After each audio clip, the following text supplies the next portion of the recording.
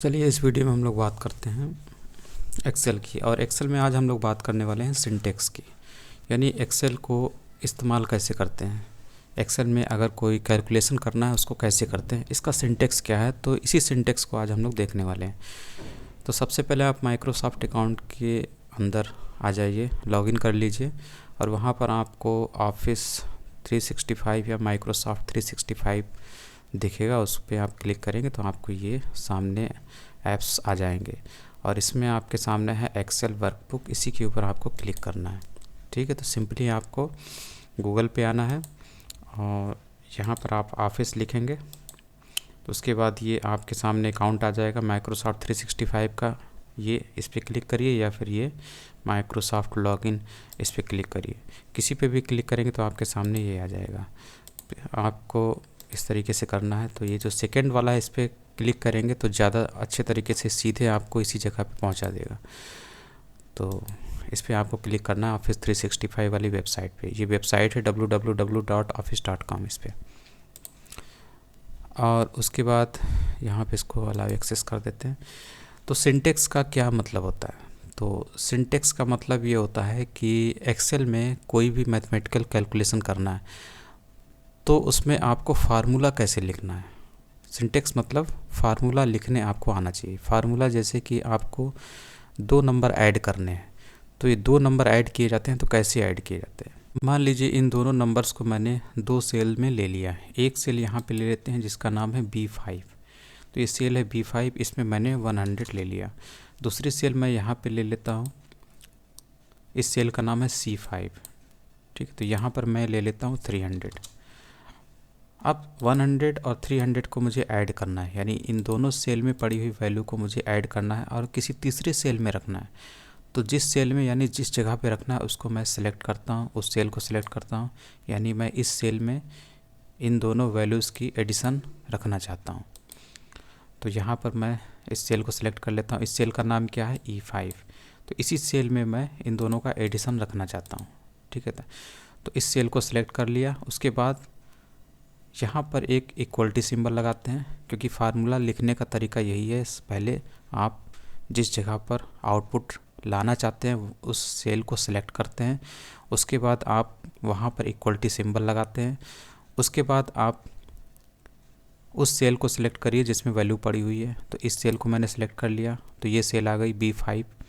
उसके बाद आप ऑपरेटर यहाँ पर देते हैं। आपको दो नंबर ऐड करने हैं तो यहाँ पर आपका ऑपरेटर क्या हो जाएगा? प्लस हो जाएगा। तो कीबोर्ड से प्लस सिंबल लगाते हैं।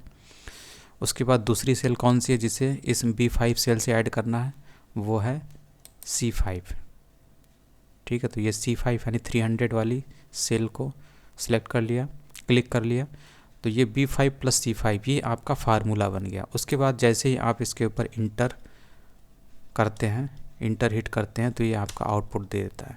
तो देखिए आपका आउटपुट आ गया 400। तो दोनों सेल में पड़ी हुई वैल्यू जो है, इन दोनों सेल में पड़ी हुई वैल्यू को ऐड कर दिया गया। यानी फार्मूला यहाँ पे क्या बना? इसको इसी सेल को डबल क्लिक करिए तो ये B5 प्लस C5 ही आपका फार्मूला बन गया। और यही चीज़ आपको यहाँ पर भी दिख रही होगी। तो ये होता है फार्मूला, यानी कि एक्सेल में कैलकुलेशन करने के लिए आपको फार्मूला बनाना पड़ता है और इसी को आप एक्सेल का सिंटेक्स बोलते हैं। ठीक है, तो ये होता है तरीका। अब यहाँ पर प्लस की जगह आप मल्टीप्लाई कर दीजिए कीबोर्ड से और यहाँ पर आप इंटर कर दीजिए। तो ये दोनों सेल में पड़ी हुई वैल्यू, यानी इस सेल और इस सेल में पड़ी हुई वैल्यू का मल्टीप्लिकेशन करके यहाँ पे दे दिया। ठीक है, 30,000। तो इस तरीके से आप करते हैं। इसी चीज़ को आप जैसे आपने यहाँ पे सिलेक्ट करके किया था, सेल में जो वैल्यू पड़ी हुई है उसको सिलेक्ट करके किया था, उस सेल को सिलेक्ट किया था, आप इसको मैनुअली भी कर सकते हैं। जैसे मैं इसको सिलेक्ट करता हूँ और यहाँ से बैक स्पेस प्लेस करता हूँ तो बैक स्पेस ये वैल्यू यहाँ से हट गई। केवल इक्वलिटी सिंबल बना रहेगा क्योंकि इक्वलिटी आपको सबसे पहले लिखना होता है। उसके बाद मैं मैनुअली इस सेल को ले लेता हूँ। तो ये जो सेल है ये 100 वाली, इसका नाम है B5। तो मैं यहाँ पे कीबोर्ड से B5 ले लेता हूँ। उसके बाद प्लस ऑपरेटर, उसके बाद दूसरी वाली सेल 300 वाली है यानी कि C5।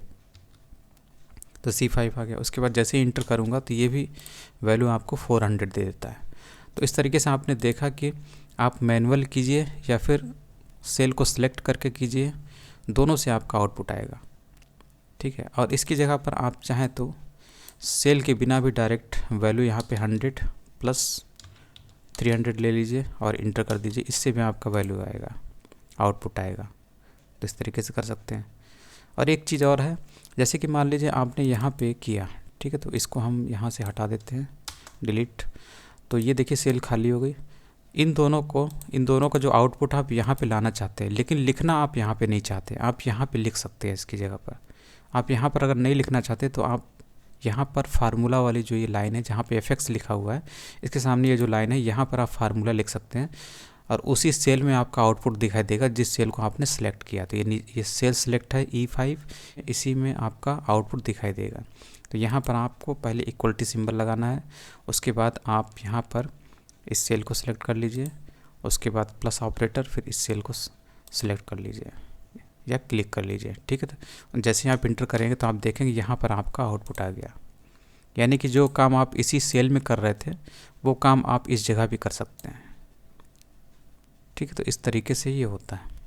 तो हेलो दोस्तों, मैं आपके लिए लेकर आ गया हूँ एक्सेल पे एक फ्री कोर्स। अगर आपको ये एक्सेल का कोर्स चाहिए जो कि हिंदी मीडियम में है तो आप इस कोर्स को फ्री में ज्वाइन कर सकते हैं। इसका लिंक आपको नीचे डिस्क्रिप्शन में मिल जाएगा।